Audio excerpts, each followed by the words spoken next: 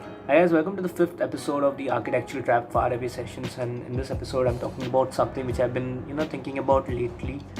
The question that I ask is, do we need more young professors in the field of architecture? So joining us, we have Dechen Donka Bhutia, who's one of my own professors at Jadavpur University. She completed her graduation and masters, and after working for a few years, she went on to become a young professor at Jadavpur University. We also have Shayun Pramanik, who went on to become a professor soon after completing his masters. He's obviously worked after completing his bachelor's, but has jumped into academia soon after completing his masters, and he's worked in a few institutes in Kolkata before finally currently is working at NIT Raipur as a faculty of Department of Architecture. We also have Avigyan Mitra, who taught me during his as a teaching assistant during his master's years at Jadavpur University, and soon after he went on to join JD Birla Institute in Kolkata as a faculty of interior design. Together with all three of them, we discuss whether or not we need more young professors and what young professors can add to the table better than a lot of the other more traditional aged professors that we have, and also what led them into joining academia as a whole and becoming professors and not practice architect as designers.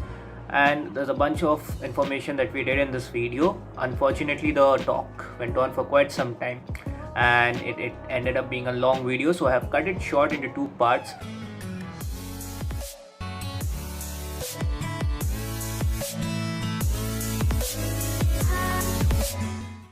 In the first part, we discuss things like why they decided to go ahead and become a professor. We talk about how student life has changed from the very near past of when they were students themselves, and of course, things that really annoy them about students nowadays.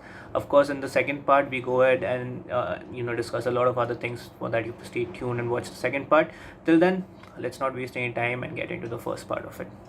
First question that I'll ask all of you guys is why become a professor and not practice? I mean, I know, ma'am, you used to practice, but Mm. for the others who just became professors after completing your master's degree, why choose this line over practicing? Yeah, so I practiced before my master's. I did that for two Hmm. years. And then once I joined JU for my master's degree, as I said, I was, being a teaching assistant. And that is, I guess, when I realized that this is something that I enjoy doing. It kind of gives you this kind of satisfaction from inside that you are being able to part some knowledge to somebody, whatever you know, you're being able to at least give that to someone else so that that person might take it forward. So I realized while doing that I enjoy it, and then the particular place that I'm teaching as of right now, this opportunity just came up, and I said, why not? Like I didn't find it very embarrassing to teach as such. So let's Mhm. just go and give it a try.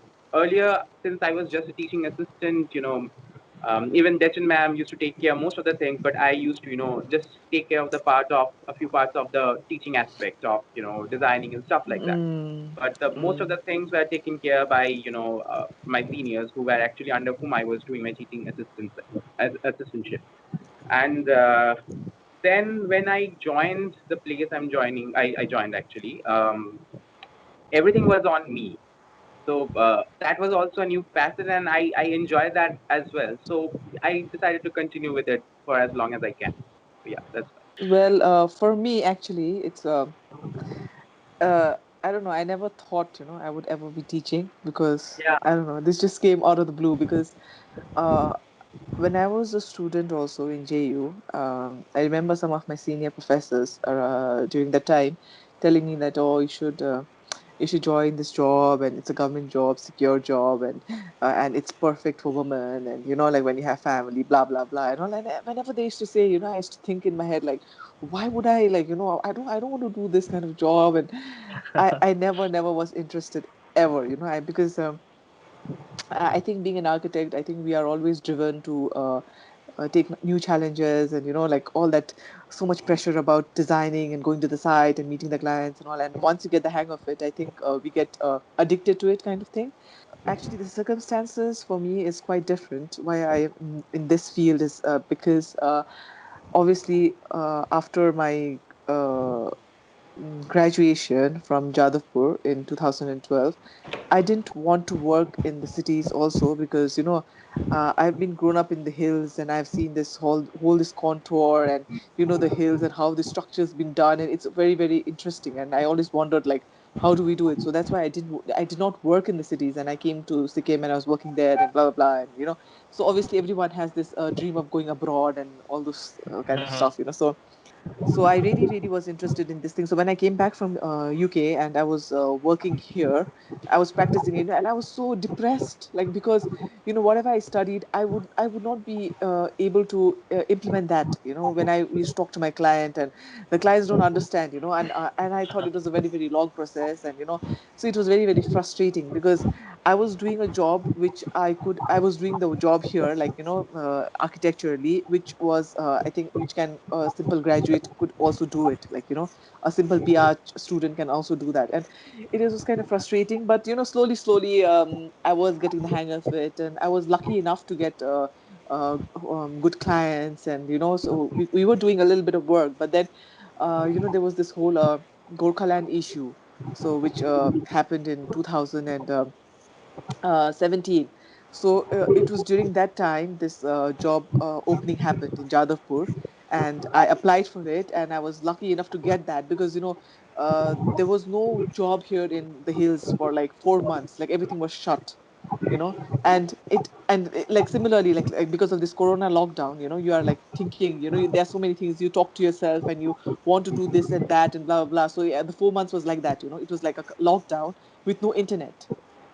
So it's even like more frustrating, and you start to like uh think about your career options, and also financially, finances are very very important, and 4 months with no job, nothing, so when I actually got the job, and I was like, okay, fine, I think I should just take it. So it was more like a security thing for me, like, like, obviously you need to earn money, but then once I started teaching, I never knew what I never expected anything, whether I would like it, I not like it, no idea, But then when I started teaching, I think it's a very slow, slow step. And when my friends used to ask me, "Do you enjoy teaching?" I didn't know the answer because I just started, and I don't know, I mean, because that was not my ideal job or whatever I wanted to do. But then I think slowly, I think I'm getting the hang of it, and I actually quite enjoy and look forward to it. Yeah. I absolutely agree with Dechen. I mean, I was at an international firm in Bangkok during my training days itself. Wow. So Yeah. Nice. over there, I was working with two firms parallelly in collaboration with the firm Ah. which I was there. Okay. Okay. They were placed in Singapore and as well as in UK. So Wow. got a Wow. chance to work on few international projects, even Yeah. in projects at Middle East countries. Um, Wow. I think over there we had a discussion about cross-cultural exchange of Yeah. over there were many staff who were like from China, from Singapore and many other places. Yeah. Even Mm-hmm. from UK they were coming over there and walking. Mm. So you must be knowing like they take a break and they walk for some time, Yeah. and Yeah. Mm. that's kind of there They in can afford to Southeast. do that. Yeah. Yeah, yeah, exactly. Yeah. We Yeah. always used to have a nice chat with those people, and they always used to say like, what exactly are we trying to, produce Yeah. in our future. So Mm. imitating the architecture is very easy. So, anyways, Yeah. with all those notions, I came back to India. I thought like, okay, I need to do something good for my own place and etc. Because all that time I was seeing Yeah. some glass architecture Yeah. evolving up. Yeah. I know. I know. I know. Yeah. Yeah, so I was actually practicing, and I don't know. I mean, there should be two ways why and how we can actually speak about it. Mm. The first is the financial part, as you said. Exactly. There Yeah. is always financial part about it, and there is always intention or Mm. the greater cause. So I feel like once I was practicing, it was all my parents were like, "You are there in Kolkata itself. Why are you not pursuing your masters?" I'm like, "No, I'm not interested. Yeah. I'm Yeah. I'm I'm all fine with my whatever practice I'm doing." And by the time I Mm. was doing good, and Mm-hmm. I think it was around 2014-15 when the demonetization struck and everything happened. Yeah. So at the time only I thought like, okay, fine, let's apply for my masters in JU itself. It's like Mm-hmm. again that has come up. So that with that advertisement, I went for the application and I got through it. So while studying for my masters, this time I was little more serious. By BARC Yeah, time, obviously. as always said, we usually respect the teachers. We feel like, oh, we don't want to listen to them. As simple as that. Like that's the Mm-hmm. least possible job they have done. They couldn't do Yeah. anything in their field, so that's why they Yeah. have turned them into an Yeah. into preaching Yeah. architecture. Let's be very open about it. Yeah. So then I thought like, okay, why not understanding architecture in a better scale? And at the time in Mm-hmm. Kolkata also, yeah, there was those all company scams which were coming, real estate scams, like big Mm-hmm. money, I mean money laundering, and real estate Mm-hmm. scams were happening. So Mm-hmm. just before that, I was even getting some approach of nice big scale projects, little mini township and etc. Mm-hmm. So during my interview in JU, they asked me like, why you want to pursue urban design, and I was all like, Mm-hmm. I want to get a better project. So even at that time, I was never sure about I want to get into academics or not. But yeah, anyways, I did my master's well, completed my thesis, and after my thesis, I got an offer from like, you can come and join us as a teaching. Even in JU, I was there for quite some month, and then I got an offer from Amity as well. So when I attended my first class, I felt like I was just opposite. I was in the opposite situation. So I was just a student. I mean, few days back, and today Yeah. here I am standing in front of it. I don't know what to speak to you all. Yeah. It's just like I will not let something percolated to you which we faced, which we have experienced, a day in and out, no Saturdays, Sundays during the practice and all. So what I felt is like, after that I started getting an interest, as you said, like I started generating an interest, and then all of a sudden this NIT came up, and I applied over here. I even never expected that I'll get through over here. So I'm right now locked down in Where Raipur. you? Oh, you're teaching in NIT Raipur. Yes. Uh, it was so funny Right. for me because when I came to Jadavpur, obviously I'm teaching in the same place where I studied, Yes. Yes. so it was very weird for me because my Yes. colleagues Absolutely. were my colleagues were my teachers before, so I'm in between, like it is very Yeah. worst scene for me because I'm neither a student and I'm like a junior, like in front of the teachers. It was like but anyway, they were very, very welcoming. Yeah. and That's true. That's true. That is and there the thing even is, here as well. I mean, yeah, there and are when I few went to the faculty class, members. when I went to the class once, I remember like I used curse word, like because it was not intentional, it just came out like because Yeah. that's how we talk normally, Yep. and I was like, oh my god, like I should be like, I'm a teacher now. I should like Yeah. be Yeah. like I should think Yeah. twice before I speak, and Yes. so it took me like really, really long time to control my like whatever I say, like Yeah. Yeah. True. because some like you just speak what you think, but Yeah. being a Absolutely. teacher, I have to think like twice, like, oh, is this word correct? I mean, should I say this, Yes. and also the Yes. other thing is, I've realized this, that I did not know, I tell this to my friends as well, because I never saw myself as a teacher because I don't know. I mean, I always associated myself as an architect or designer, whatever. So Yes. so uh, when I started teaching, and it was very, very rewarding feeling. Like I think you get this Yes. slowly because the students, they come to you personally and talk to you, like not only about your subjects, but maybe some other subjects they're having problem with, or Yes. sometimes it is a little like offbeat, like nothing related to academics, and uh, so yeah, it feels nice. But the thing is, like I've just been teaching for like almost now 2.5 years. I mean, yeah, like it's not long, but I'm still figuring it out, because I'm young, and I think we have uh the liberty to think like whether we are meant for this job or not, but Yes. so far it has been really good, and I do not regret the decision of Yeah. Yeah. I absolutely agree to yeah, your yeah. point. Just picking up on that, one question that I would really like to float out there while keeping the conversation going is, do you guys feel that, since you guys have been on the other side of the table very, very recently in the past, do you have to put up a different persona while you are fitting the roles of a teacher, and do you actually think that's necessary? That's one question I that I would like I to know. believe it depends on how you take teaching, as in like how you like to speak about a certain thing. Like I right now going into a class speaking about certain design, I do not speak something which is written in the book maybe, and I never try to much speak nonsense in the class as well, because many a times we find that we get carried away and we speak something which is not very much relatable.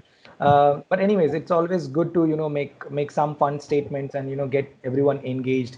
And at the same time, if you are very strong about whatever you are willing to speak, or maybe the way you are putting it up, the passion into your profession, I mean whatever be it that profession be, it always helps you out. That's what I feel.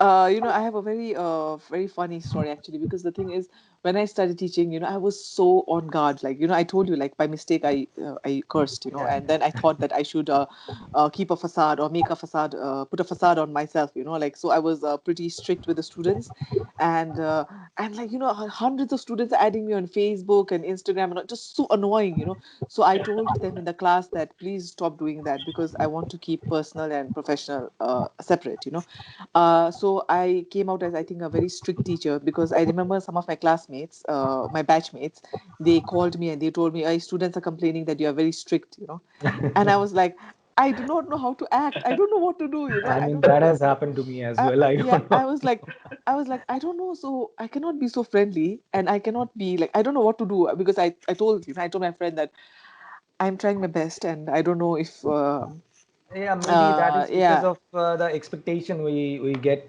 I mean, we generate. When we yeah, were as a student, I somehow yeah, still feel that we had less amount of social media and all these things. yeah, So we used to invest more time in whatever, like one-to-one interaction, be it our friends, yeah, be it our classmates, be it some yeah. BTech guy. It doesn't matter. I mean, we used to Right. have a one-to-one. I mean, person-to-person Yeah. interaction. So So you know what I did? nowadays that is losing out. I told my students not to add me on Facebook and blah blah blah and all. So I think with time, I think it's like I told you, it's just been 2.5 years. So I think I have loosened a bit. I think I laugh quite a bit, and I smile and I talk to them, and I think I'm a little more friendlier. But I still don't add them on Facebook, because I told them, like, I will add you. I mean, once you pass out from JU, once you are like, once you're done through JU, and once you're no more my student, then okay, then we can be friends. But there's a certain barrier which we need to maintain. Yeah, Right. that's what I We'll feel. we'll get we'll get Abhigyan's perspective on this. What do you feel about it? He's been very quiet recently. Uh, I am see. I am standing at a point where I guess I'm the youngest over here out of the three professors that you're talking with rather. And so you have to understand the age difference that I have with my students. The gap is not much. Like if you Right. consider your age and if you consider my age, then I mean I'm talking about introduction. If you consider your age and my age, Oh, I'm not that old. Also, hello. I don't mean that. I don't mean that. I'm just trying to say that. Let's just say, for instance, my students are like around 5 to 7 years younger than I am. So obviously, the kind of interaction that I have with them, I do have friends outside my teaching profession and from my college as well. I do have friends outside with whom I interact, and with them I'm a very different kind of a guy. In the sense of how I interact with them. But when it comes to my students, this I don't know. This is this internalized thing that happens with me. It's this always this this table always comes in between. On Sorry, Abhigya, Yeah. I feel that's a better answer to my situation. I mean, right now what you are facing is what I have started with, you know. Ah, So yeah, so what I feel like the best way is like let's say we put it in I used to love sports even when I love sports till day. So let's say you are playing with your best friend onto a cricket field. So you will never mercy with his bat ball, right? So you Yeah. are gonna hit a six. So if he Yeah. bowls back, so that's kind of the situation when it is inside the class for me with my students. I feel like you are very friendly. I can talk to you about some other things which you are maybe facing some Absolutely. problems mm-mm, outside the class, but inside the class mm, you have to maintain a decorum. So mm-mm, mm, that's like that. That's where I draw the mm, line. And I also I completely agree to you, and I also feel that when it comes to the students interacting with the teachers, even they kind of, would feel awkward if their teachers are overly friendly with them. I mean, I Yes, don't know absolutely. whether either of you have faced this or not, but I actually have, kind of understood that if the teachers go over friendly, then the students are like, "Hey, it's fine. We can just, anytime go and, talk to this person and is okay with it." And very honest, no, I'm not okay with it. I mean, you are, sending me a mail at around 11 o'clock in the night and you expect me to reply then and there. That is not possible. So you kind of I have Well, to. we have never a better, we entertained have, that. we Yeah, right now, That's right. nowadays we entertain, I have found a better answer to this. It's very nice. You can mail me at 11, I'll reply you at 3, and I'll expect a reply back by 4. So you have to get your job done by 4, and I'll reply by 4. no, no. For So me, that's the That's harsh a part good of it. one. the That's a good students, one. I mean, I tell them like, okay, fine, I'm available and whatever. But once I remember this particular class. Oh my God, like they were eating my head, during they're calling me like at night and early in the morning and messaging me WhatsApp. And so you know what I told them in the class, because I think we are young enough and we can talk to them and all, because I am very direct, with my students. I just told them like, I have a life, and you please get a life, like just don't disturb me like on a Sunday morning, like, come on, like, I mean, if it's like a uh, life and death ka whatever sawal or whatever, I'm there, but like stupid, stupid queries, it's like so annoying. And I I feel the think I don't days know. have changed actually. Yeah.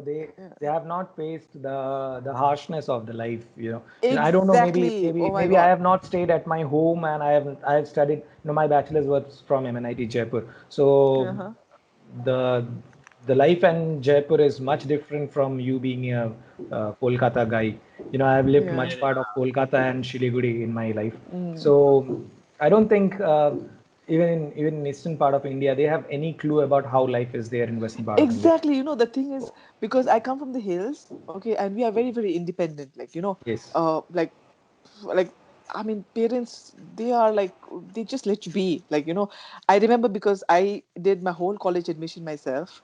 I went to give entrance exam Same myself. here. I did counseling, everything. So, I get like so pissed off, like when they come up with such stupid, stupid Yeah. questions, and then so whenever they ask me like, oh ma'am, training, blah blah blah, training, I say like, Yes. come on, you just get out of your house, like don't stay Yeah. in your house, like just explore, like the whole point about like 6 months is like 6 months. It doesn't mean that you're living your whole life there. 6 months, just explore. Get out of your cocoon, Mm. and like like just explore. Like come on, man, like it's so annoying at times. And but yeah, I think, but I have to be a say that in Jadavpur, this was the first time I went for student tour, like and it was very different feeling for me, because when I was in Yeah. Howrah station with the students, and I was like, oh god damn, like I was there once upon a time, and now I'm with the students, and I do not know how to act, like because I, I don't know, like so. It was I felt like, oh, I'm responsible now for with so many students and stuff, but I think the students in Jadavpur, like I'm not being biased, but they were very, very sweet. Like everyone was very, very respectable, and they all knew what they had to do, and no one gave trouble. And that was the time I actually felt like, wow, like, and it's nice, like I mean, it's good, like because there's so many students, they're actually caring about whether they're caring about whether I had my breakfast, or if I'm feeling fine, I need water, or like and then I felt like, oh, I was talking to my friends when I was traveling with the students, and I felt like, oh, it's so good to be teacher, because I'm getting the best rooms, I'm getting the food like at first, and the students are carrying my luggage, and so there's the small perks of being a teacher, and and and the thing is, the students ask Sorry, you I, so many I questions, think I got connected myself. Sorry. so the students ask you 101 questions, and I always tell my students, I think Indranil also knows this, but I always tell my students, like, don't expect me to know everything. I do not know everything. Like, I'm also learning in the process, because you come up with something, you come up with, like, supposing if you give a design project and you expect me to know every nitty gritties of design, I mean, hello, I mean, why would I be there, so I tell them, it's a learning process for me as well as the students, So you come up, you do your research, and you come to me, and maybe I'll also learn in the process, and I can guide you. So don't expect me to know everything. So when I was traveling, also they are asking me like questions like, "Oh man, I do not know everything." I'll be like, "I don't know. Look it up, Google." Like, and once you know that, let me know as well. So I think the whole point of having young teachers with is the bonding. The students can come and talk to you, and they can have a free conversation. Like, for example, I don't think so Indranil could right now go to a senior teacher and tell them to come to podcast. I mean, he would think like 100 times. He would first, like, filter like which teacher should I approach, and what question should I ask, and what time slot. Right now he messaged me saying, oh, he called me saying that Saturday so and so time. I said okay, and Yeah. then he messaged me that time saying, it's not 4 o'clock, it's 3 o'clock. Then I said, oh, it's okay. Like, so we can be like that flexible. I mean, Yeah. I don't think True. so he would be ever this flexible with any other teachers, if they were senior. So Again, I I think, feel I feel that's one connection which I always like. Yeah, like let's say when I go into my class, I always ask my students, like, what do you expect? Like, we are not that old that we cannot relate with to your situations. We are always, understanding whatever is going on in your mind. Maybe those who have passed out, 20, 30 years back, they might not be able to, grasp the entire situation, like how the life has changed so fast, and whatever things are, happening. you know that exact mindset is not that clear, so it at times helps us to also talk to them, regarding how to think. I think that's the most tough job for them, like how to think. Right. and And and and I I to add to that, I mean, it also actually kind of helps us being teachers who are quite young, is that we can relate way more with them. So even in the examples that personally I kind of try to give, it's pretty relatable to them. So like when we talk about design, it's like you can't just always talk about whatever is mentioned in a book or published in a Absolutely. paper, but you can actually relate with small little things which are happening in your day-to-day life, or maybe over social media. And those are the things I believe kind of gives us an advantage when it comes to teaching, because we can relate much more to the students, because their current situation is what we have like faced like around 1 year ago, or 4 5 years ago. So like we can understand what they are going through, and it's easy for us to relate with them and give them the examples even. Is that?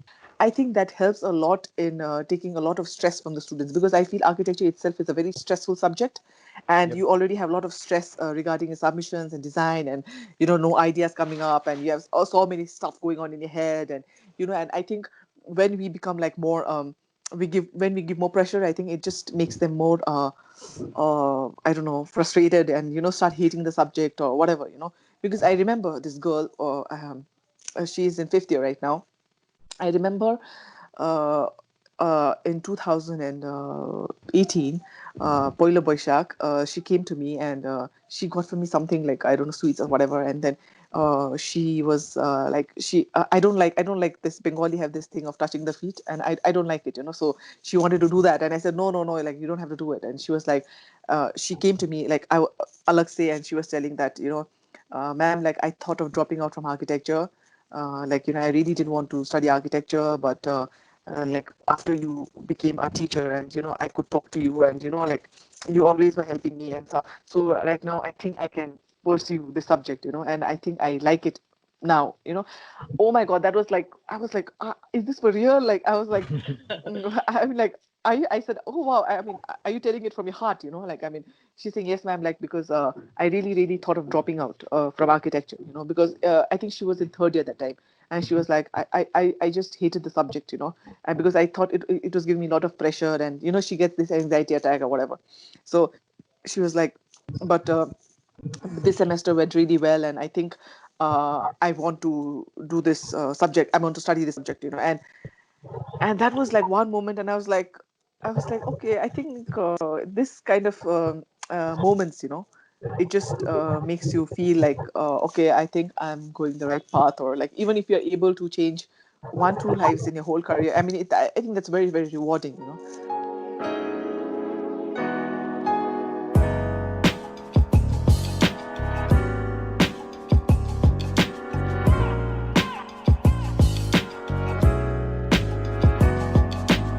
must say beforehand that no, I'm not lenient with timings. If you're late, you're late. Is becoming a professor a better financial and stable option? So like if I'm a pass out of the same institute and I'm going to serve as a faculty member in that particular institute, I have certain rules and regulations to follow. People talk, like, oh, why you are suddenly switched into teaching and you need an architect, why don't you design and blah blah blah.